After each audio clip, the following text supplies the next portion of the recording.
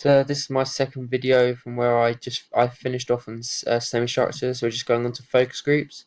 So a focus group is a group of people with an interviewer who would have some sort of structure to their questioning, but would respond in a semi-structured way to allow scope for probing further questions.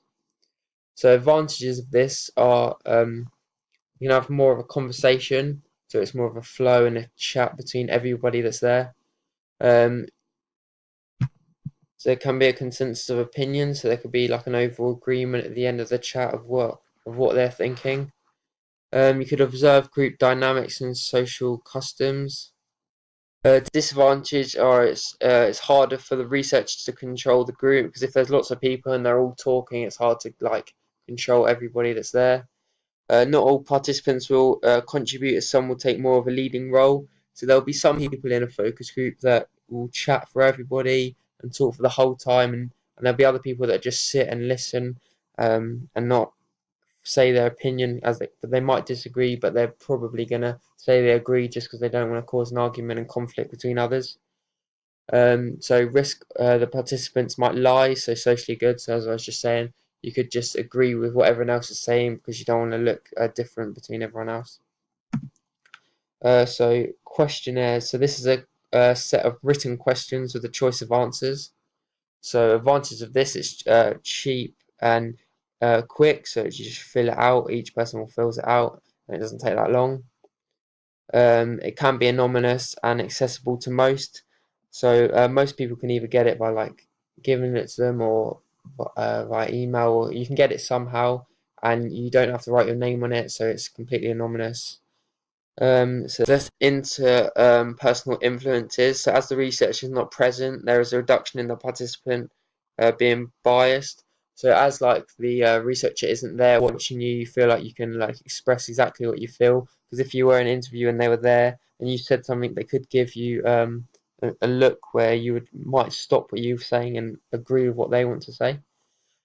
Disadvantage is there's no opportunity for probing follow-up questions. So as it's just like a tick the box or a straightforward answer, there's no like follow-up questions to get more detail and evidence out of the person taking the test. Um, there's issues with wording, biased understanding and technical language. So not everyone will understand what certain words will mean. So it's got to be like quite general, so everybody understands what it's saying. Because if you don't understand, you might not answer with how you feel, and you might answer just randomly, which wouldn't be good. It's poor design, so it's overly complex because usually there's lots of boxes and that, and it could overwhelm people.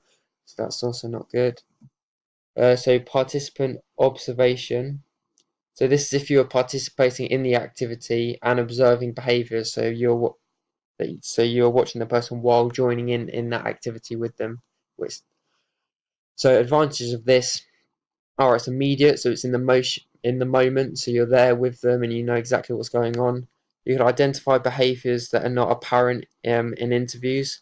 So, like if they were getting angry, for example, you'd be there because if you were on their team, they would probably take it out on you, and you would know exactly how they're feeling. You could identify behaviours not chosen to disclose. So if they were angry, for example, they probably wouldn't disclose it. But if you were in that environment and they do get angry, you can see that. Disadvantage are demand characteristics. So the subject tries to please the researcher. So if they know that they're being watched and that, then they might change the way they act and how they perform differently, just so it's good for the researcher. It's hard to watch the subject at all times if the researcher is playing as well. So if they didn't know they're being watched, they've got to play to the best of their ability. So they can't always be watching them at the same time because they've got to be joining in as well. So non-participant observation. So this is if you are stood on the sideline and outside of the activity or group looking in and observing someone. So advantage of this are notes can be detailed because you're watching them at all times and you can make detailed notes on what they're doing and how they're doing it. If researcher is covert, then they can yield rich observations. So if they weren't telling the person they are being watched, they can get really rich data as they're just acting daily how they would, which is different to overt, which is openly telling them that you're watching them. So you can use a primarily research tool, so identify behaviors that warrant further research. Disadvantages are the observer effect, so present affects behavior and potential bias of observer misunderstanding what they see. So if they know they're being watched, they could change their behavior, and also if the researcher doesn't know what they're meant to be looking for, it could be they could misunderstand what they see and note it for something else. So it's costs and time consuming, so video analysis. So if you're watching someone, it takes a lot of time to watch them and see what they're doing. And also if you're videoing it, when you're watching it back, it also takes a lot of time, but it is quite accurate. But it takes time to watch back, and it costs a lot if you are videoing it because you've got to have that equipment there. So observational checkness can be informative, so what they see, but superficial, so no reasoning why. Quantitative research. So this is research that is used to quantify the problem by ways of generalizing numerical data or data that can be transformed into usable statistics. So quantitative data collection methods include various forms of surveys, face-to-face interviews, and online polls. So experimental research. So this is a less passive way to gather data from participants. So you need a hypothesis, then you collect your data and analyze it to see if the hypothesis is correct or not. So an example of what an experiment is the true experiment design, which includes being randomly assigned pre and post treatment tests and a control group. So the researcher has complete control over unnecessary variables and can predict that observed effect on the dependent variable is only due to the manipulation of the independent variable. Another way is the crossover design, where the participants are exposed to more than one treatment, but the second condition could be affected by the first.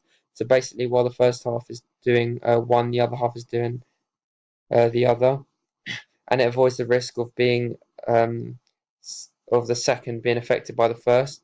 So there are three main types of experimental research: independent groups, matched pairs, and repeated measures, also known as dependent. So independent groups are different groups of people used in each condition that are unrelated to one another. So for example, some people could be used from a basketball team and a football team as they don't know one another and are unrelated. Matched pairs are different groups of participants that are carefully matched on variables considered relevant to the experiment, like similar characteristics or profile. So an example of matched measures is getting goalkeepers together for an experiment. Repeated measures are the same people doing all the conditions in an experiment. An example of this is getting a basketball team to do all the experiments and all the individuals to do the same conditions. Um, Laboratory based. So research can be conducted in a lab or in the field. So a lab experiment is conducted in a lab in highly controlled conditions. So advantages of this are you can collect data in a controlled environment, so everything's there that you need, and you can get all the data you need. There's high internal validity, and only the IDV affects the DV. Disadvantages are it's expensive and you need training because it costs a lot because all the equipment you need to do all the tests, you need specific training with that test because there's all the advanced technology. There's low ecological validity, and it doesn't reflect the natural performance setting because it's not like, say, for example, in swimming, it's not in water, it's just in a lab, and it's not reflective on all the sports people play. So field-based. So this experiment is conducted in its natural environment under actual conditions instead of under control conditions. So advantages of this are it's cheaper and it's more accessible, as this is what people are doing. There's high ecological validity.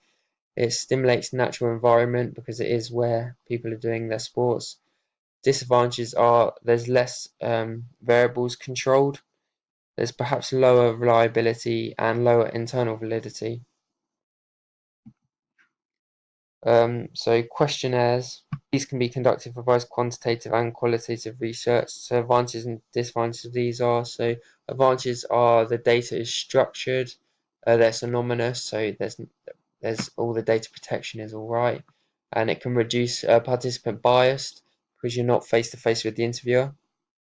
However, disadvantages are it's too complex. It might be hard to read, and there might not be lots of text on the page, which could be overwhelming. It's difficult to probe and ask follow-up questions because it's just like a tick the box. You can't get more information about if they said no for some reason. You can't get more information about why they said that. And there might be a low response rate because if you're just sending them out to people on email, for example, or through a letterbox or something, not a lot of people will actually take the time to fill it out and send it back to you and take time out of their own efforts to do that.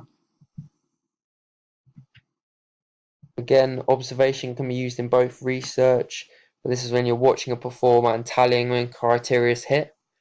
So advantages and disadvantages for this are advantages that you can video it and analyze it later. So if you miss something there and then on the time, you can watch it back in more detail when you could do it in slow motion, so you get the actual like precise data you want. You can identify strengths and weaknesses, and you can show comparison or improvement. So if you had filmed something from like a certain place and then filmed it a couple of months later, you could analyze it to see if they've got better, how they've got better. Disadvantages are may miss some behaviors. So if you weren't filming it, and you're only watching, you could have been writing at the time they did something good or did something bad, and you've missed that. You need training because you need to know exactly what you're tallying for and what criteria you're looking for. So you need to know exactly what it is so you get the correct data. And you may need several observers for a team because obviously there's lots of people to be watching. So you're going to need lots of people so you get everyone's correct data.